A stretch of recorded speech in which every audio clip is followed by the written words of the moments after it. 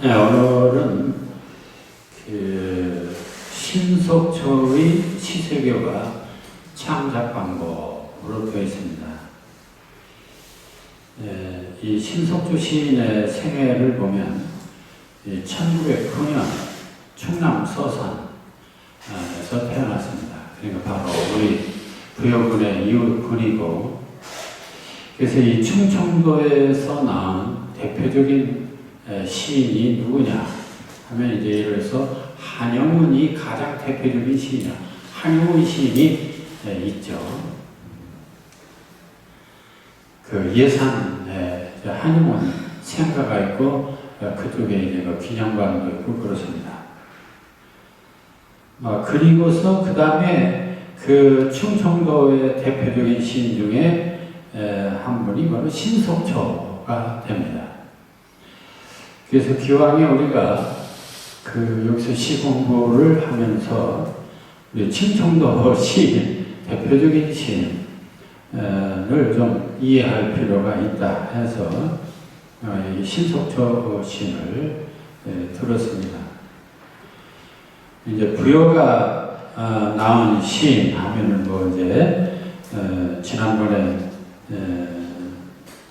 이 신동엽 시인을 예를 들었는데, 자, 1909년, 제가 1939년인가 저보다 30년 먼저 태어난, 근데 이분이 굉장히 부유한 집안 출생으로 되어 있습니다. 본명은 응식이고, 속초, 신속초, 근데 속초는 호로 되어 있습니다.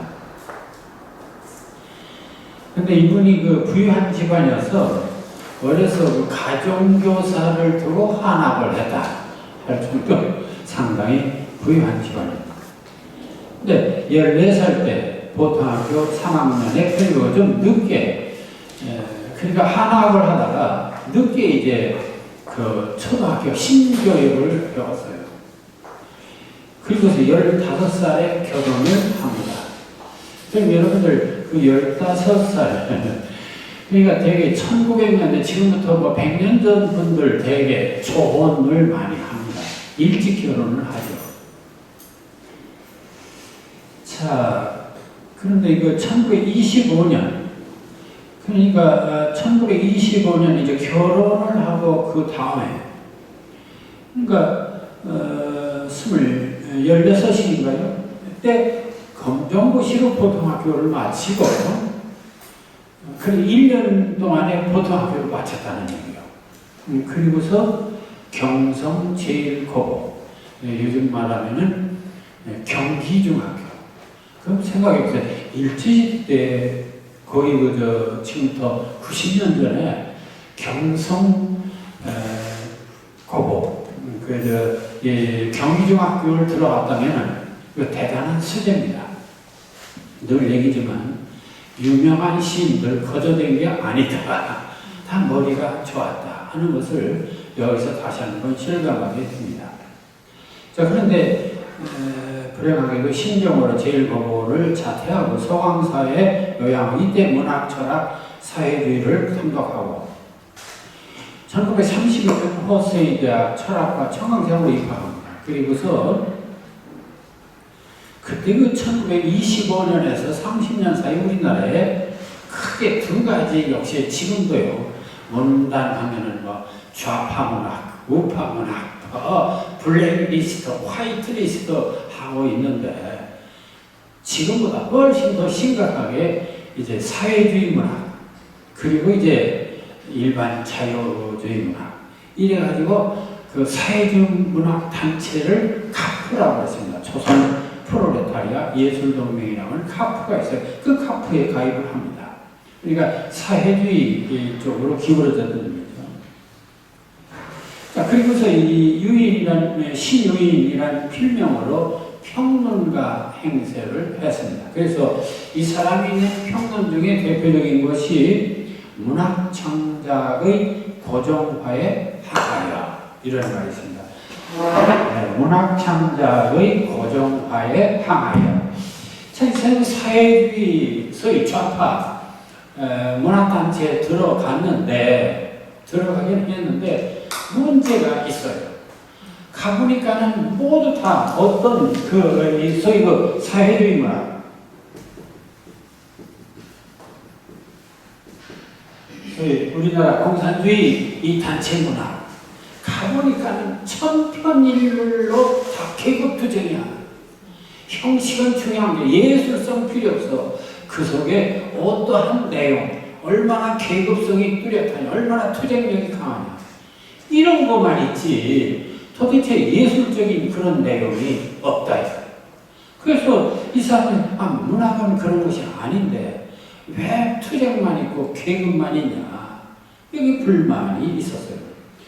사실 이 불만은 초기에 박영희라는 평론가도 그랬어요.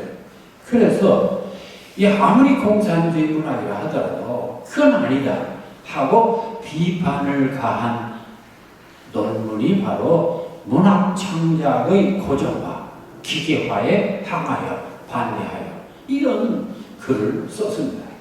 그러니까 공산주의에 심취하기는 했지만 문학이 그런 일변 계급주의 투쟁 일변도는 이거 아니다라는 것을 그는 이미 알았죠. 그래서 1933년 박영희와 함께 그 공산주의 문학단체를 탈퇴하게 됩니다. 자, 그러면서, 그런데 이때에 그가, 서양의 유명한 시인의 이론과 시를 만나게 됩니다. 그게 유명한 폴 발레리. 이 발레리라고 하는 시인의 작품을 보고서 깜짝 놀랍니다. 시라는 건 문학이라는 예술이라는 건 바로 이런 거로구나. 거기에 감격을 했어요.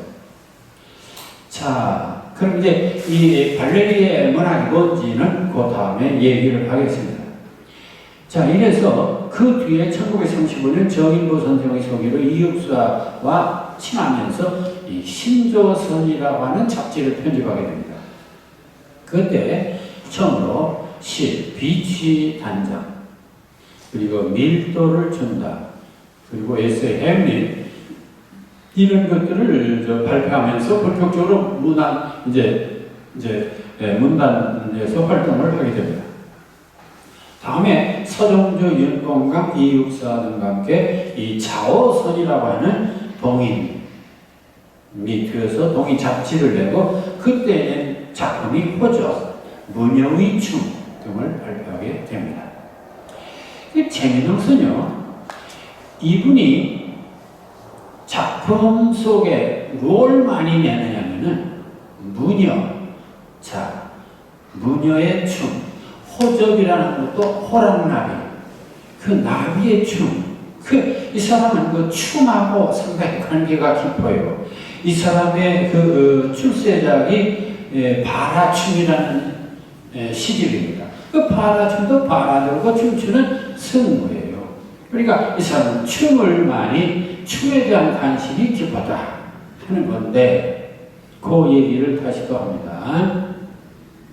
자, 그래서 그리고 그 다음에 이제 시학의 파초, 가야금, 배암, 와 평론, 이상과 능력의 문제 이런 거 있고, 40년의 문장에서 건물함도 건물로 춤추는 거 아닙니까? 그리고 이 사람 시는 이 춤이 많다 하는 것입니다.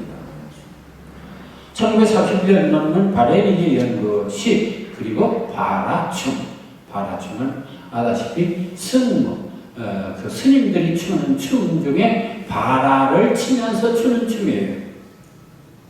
궁시 등을 발표하고, 일제 말기에는 아예 다른 사람들, 서정주 같은 사람들은 친일했지만은 이분은 친일하지 않고 고향으로 내려버렸어요.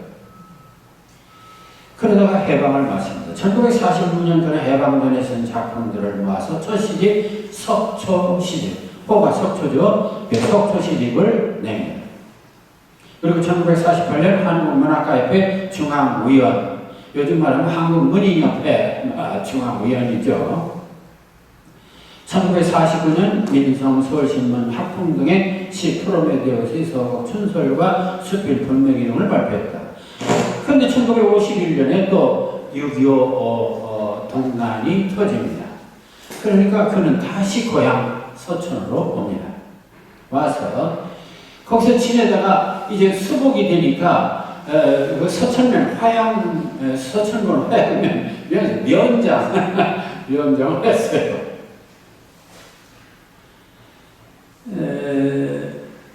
그리고서 다시 56년에 한국문학가협회 사무부장, 그 다음에 한국의 모던소리연경 문화부장을 하고 1959년 10여 년간 발표한 연작식, 그 바라춤이라고 하는 것이 원래 49년서부터 시작해가지고 10년 걸려서 썼어요.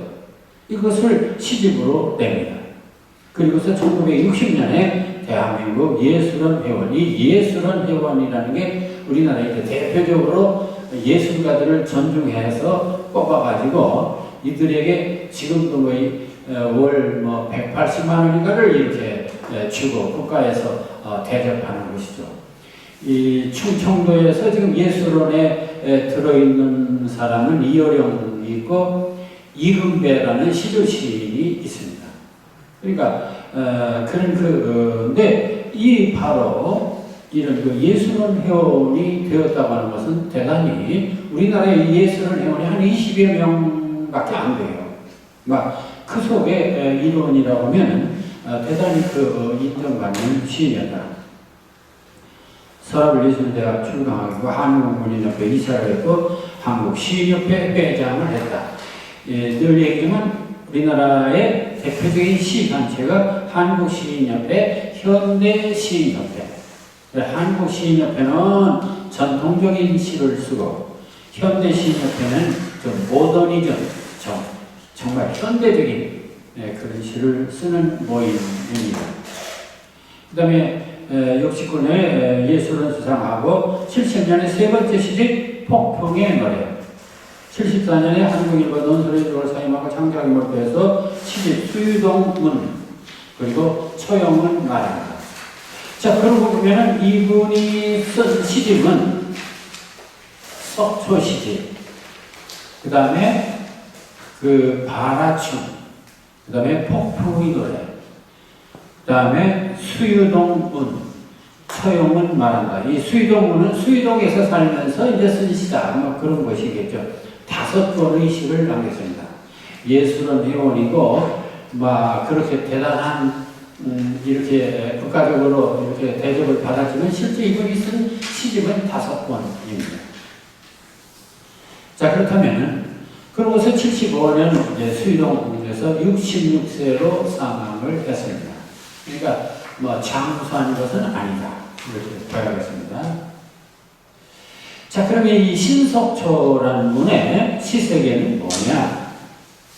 이 신석초의 시세계는 초기에 카프 의식과는 극단적으로 악화되겠죠. 카프에 가입했다가 이거 아니다. 맨 계급 투쟁만 얘기하는 아주 그냥 신물이 난다 이거예요. 똑같은 얘기예요. 이 이북의 소설이나 이런 작품 보면요, 주제가 똑같아요, 다. 네, 그러는 것입니다. 너무 기계적이고 천편일률적이다. 그래서 그것을 벗어나서 그는 상치되는 의식세계를 주겠는데, 그게 이제 순수문학이요. 비정치적인, 순수한, 이런 것을 확보한 자기 취합과 시법을 선신, 엄격한 구성과 고전적, 그러면서 이제 고전 속에서 많이 자료를 수집해서 추구하는 작품 세계를 전개하고 있는 발레리의 순수실현과 노장사상, 동양의 노장사상 사이에서 발견되는 공통점을 발견할 수 있다. 그러면은 도대체 발레리라는 사람이 얘기한 시의 세계는 뭘까? 그래서 그 밑에 4번에 발레리는 보들레르, 말라르메를 잇는 심미적 상징주의라고 합니다. 심미적이란 말은 미를 추구하는, 아름다움을 중요시하는, 인생의 아름다움을 중요시하는 그런 입장의 상징주의입니다. 시 창작해도 지적 작업의 소산이며 은밀하게 제작된다는 그의 주장대로 주지적이며 기교적인 면이 두드러요. 그리고 제가 늘 시와 산문의 차이가 뭐냐를 구분해서 늘 얘기죠. 시는 무보, 춤추면서 걷는 것, 그 댄싱이라고 했어요. 신은 춤추는 것이고 산문은 뭐냐? 그냥 워킹, 걸어가는 것. 이렇게 늘 얘기했습니다. 그러니까 시와 산문의 차이가 뭐냐? 시는 댄싱, 춤을 추는 그런 세계고, 산문은 워킹, 걸어가는 세계. 그걸 누가 말했냐면 바로 발레리가 말했어요. 그럼 아까 내가 얘기했죠? 자, 시는 무보, 댄싱이고, 산문은 워킹이다. 이게 발레리가 얘기한 하나의 그 문학 이론인데, 발레리를 좋아했던 바로 신석초였다면은 그 발레리의 그 입장을 상당히 충실. 바로 시는 춤이다. 그리고 보니까 이 신석초의 시 속에는 춤이 많다. 바라춤, 거무랑, 호적, 처용은 말한다. 그의 많은 작품들이 거의 다 춤하고 관계가 있어요. 그럼 여러분들 춤과 그냥 걷기와 차이가 뭐냐? 여러분들 춤이라고 하는 것은 기분 좋아서 제자리에서 팔딱팔딱 뛰는 게 춤이에요. 그렇지 않습니까? 그럼 걷는 것은 워킹은 뭡니까? 출발지에서 어떤 목적지를 향해서 걸어가는 것이 바로 워킹입니다. 그래서 이 춤과 워킹은 차이. 그러니까 시는 절대로 서론, 본론, 결론. 이래가지고 시작에서부터 어떤 마지막 결론을 내는 문장이 아닙니다. 그냥 제자리에서 춤추는 것처럼 어떤 출발과 목적지가 있는 것이 아니다. 근데 산문은 반드시 시작에서 마지막이라고 하는 결론. 소설도 그랬었습니다. 소설은 반드시 어디서 시작해서 어디로 끝나는 게 있지 않습니까? 그 사건이라는 것이. 그런데 시는 절대로 어디 시작해서 끝나는 문장이 아닙니다. 이게 아주 중요한 거예요. 우리가 시가 뭐냐를 이해하는데 대단히 중요한 건데 바로 신석초는 여기에 충실했다. 이렇게 봐야겠습니다. 자, 두 번째로 그러면은 자, 그래서 이 발레리의 시 가운데 이런 게 있습니다. 발레리가 그 순수한 아름다움을 추구하는 시, 어떤 시였을까? 그 사람의 시 속에 띠라는 시가 있습니다. 거기 제가 그래서 인용을 했습니다. 자, 한번 보겠습니다. 뺨 색깔의 하늘이 마침내 눈길의 애무에 맡겨지고 시간이 금빛으로 소멸하기까지 장밋빛 색조 속에 논일 때, 참 아주 그 1880년대 지금 거의 100년 전 사람. 그러니까 이 발레리는 이미 100년, 150년 전. 그런데 그 시가 대단히 그 기교가 뛰어나요. 보세요. 뺨 색깔의 하늘. 여러분들 하늘 보고 뺨 색깔의 하늘 이런 말 쉽게 나와요. 그럼 아니 어떤 하늘이기에 뺨 색깔의 하늘이라고 했을까? 노을입니다. 석양의 하늘을 뺨 색깔의 하늘이 마침내 눈길의 애무에 막혀지고, 눈길의 애무, 이것도 정말 보통이 아닙니다. 눈길의 애무라는 게 뭔 소리예요? 눈길의 애무, 아니 눈으로 사람을 보는데 그냥 보는 게 아니라 애무하듯이 본다. 그럼 그 눈으로 그 애무하듯이 그 어떤 대상을 이렇게 여기저기 훑어보는 게 이게 눈길의 애무예요. 이게 보통 사람이 아니에요. 이게 발레리의 이 표현이. 자, 이미 그게 150년 전에 있어. 그러니까 신석초가 이걸 보고 그냥 아주 끄뻑한 거예요. 야, 정말 표현이 대단하다.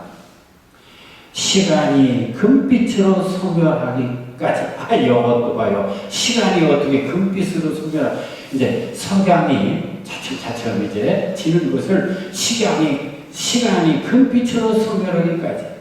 장밋빛 색조 속에 놓였다. 그래서 석양의 모습을 이렇게 표현해요. 이러한 그림이 유혹하는 쾌락의 벙어리 앞에서, 자, 이렇게 아름답지만은 그 아름다움을 잘 표현할 수 없어. 그래서 쾌락의 벙어리, 할 말을 잊은 띠풀린 그림자가 춤추다가 저녁 어스름에 묻히려다. 석양이 이제 저물어가는 모습을 이렇게 표현하고 있습니다. 여기서 띠풀린, 띠가 묶어놓은 이 띠, 또 연결하는 띠가 풀린 것입니다. 떠도는 이 띠는 공기의 숨결 속에서 이 세계와 내 침묵의 그지없는 유대를 끊으려 말라 한다. 그럼 이제 밤에 이제 그 황홀한 이게 불구스름한 이 석양의 띠가 이제 차츰차츰 기울어지니까 떠도는 이 띠는 바로 구름띠예요.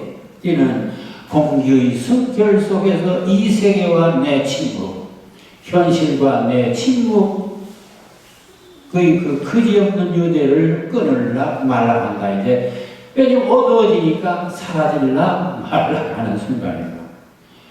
부재인가 현존이가 있는 것인가 없는 것인가 난 정말 혼자이다.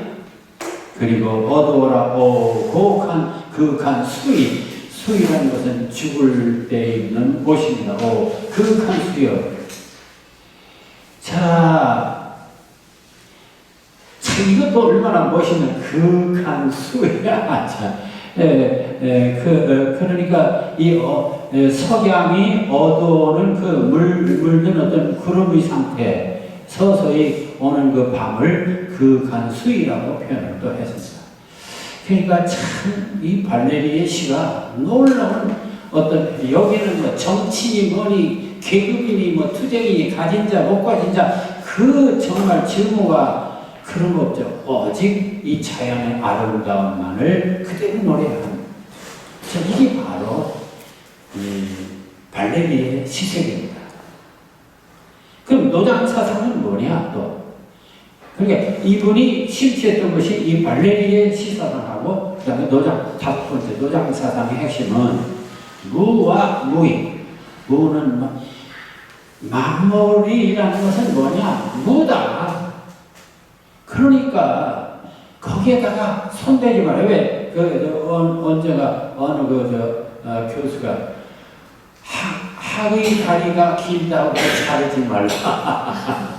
그런 거예요. 학의 다리가 길다고 자르지 말라.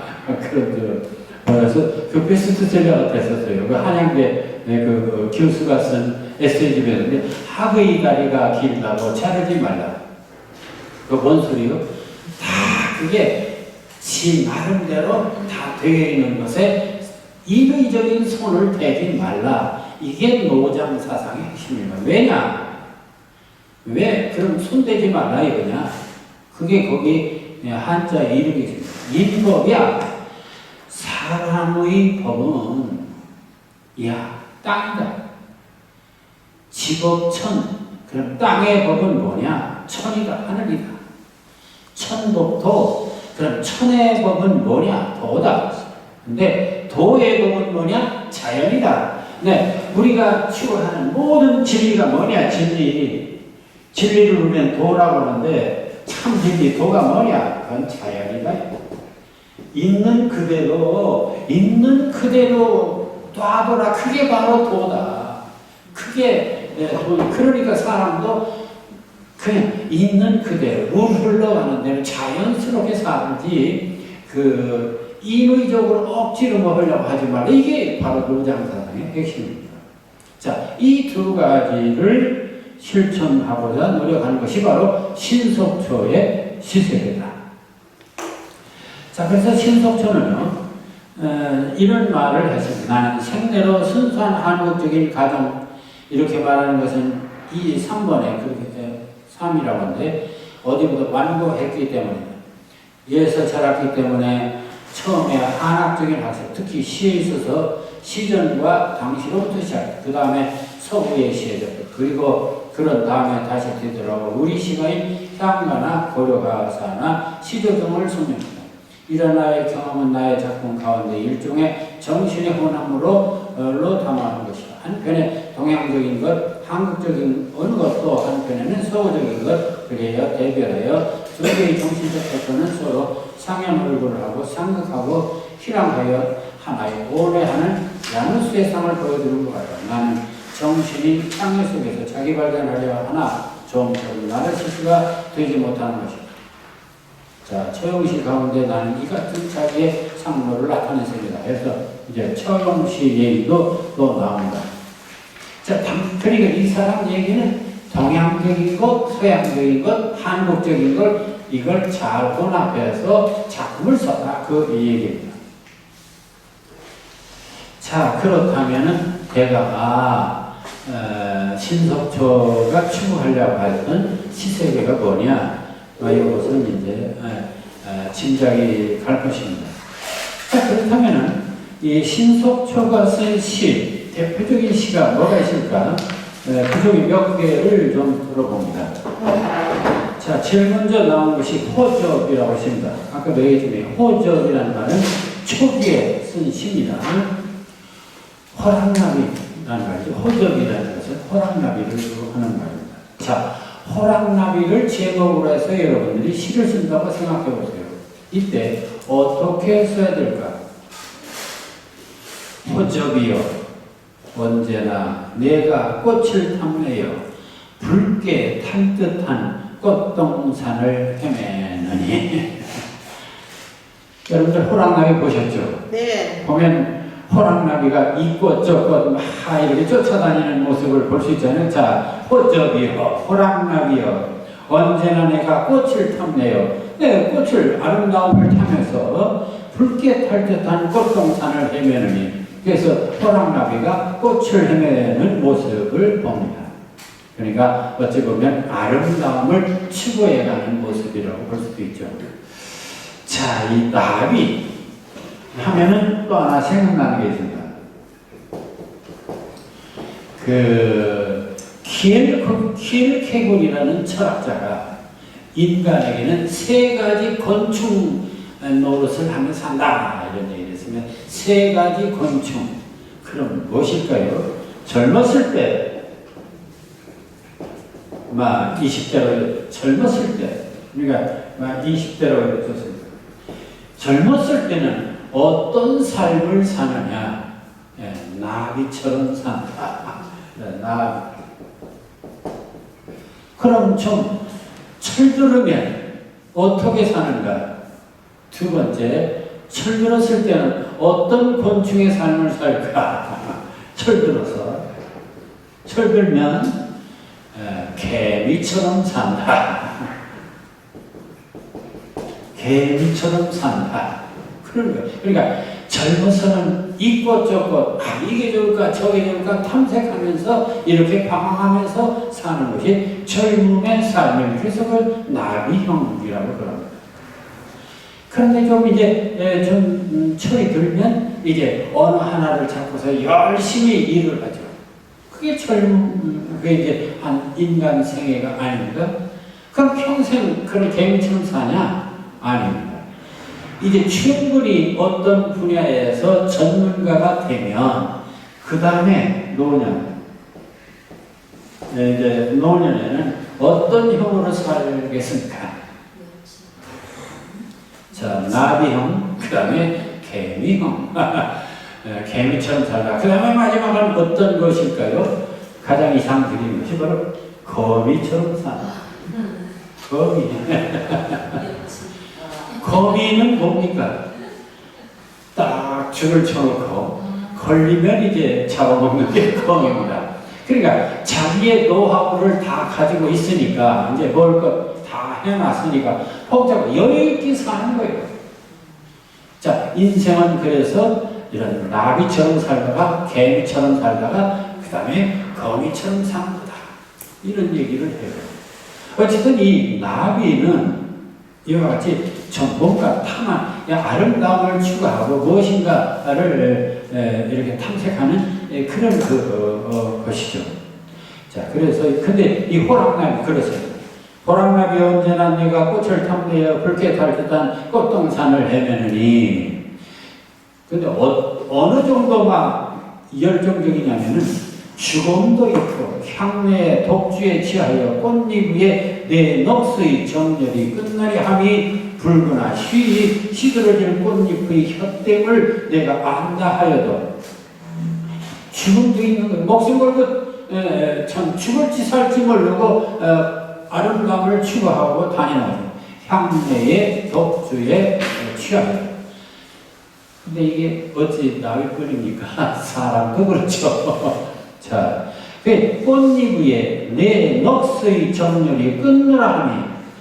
근데 이게 한없는 것은 아니지 않습니까? 그러니까 꽃잎 위에 내 넋의 정열이 끝나려 하니 붉으나 시들어질 꽃잎 그러니까 정열이 끝나려 함이 끝날 것 같은데 안 끝나고 오히려 붉으나 시들어질 꽃잎의 헛됨을 내가 안다 해도, 그러니까 꽃잎이 쉽게 사라질 것을 알면서도 꽃을 탐하고 있다. 그러니까 죽을 줄 뻔히 알면서도 꽃을 탐한다. 그런 얘기입니다.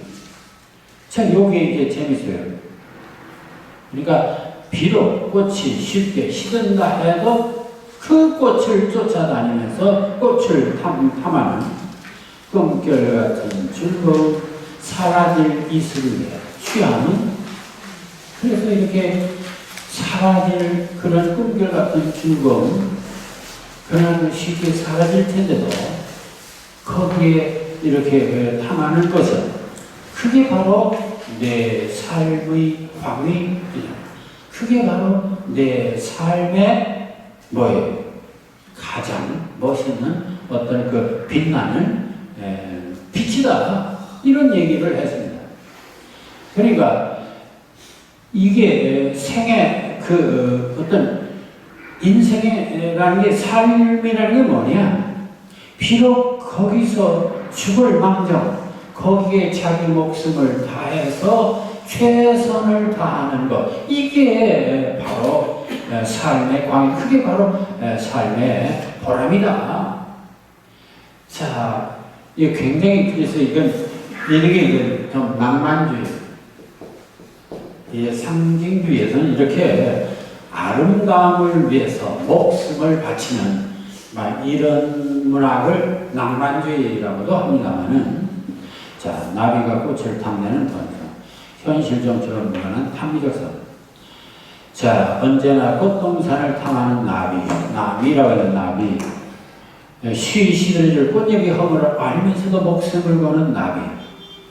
비극적 아름다움의 시작, 인생은 발레리의 신비적 모습을 여기서도 볼 수가 있다. 아까 그 띠하고 또 좀 비슷한 게 있습니다.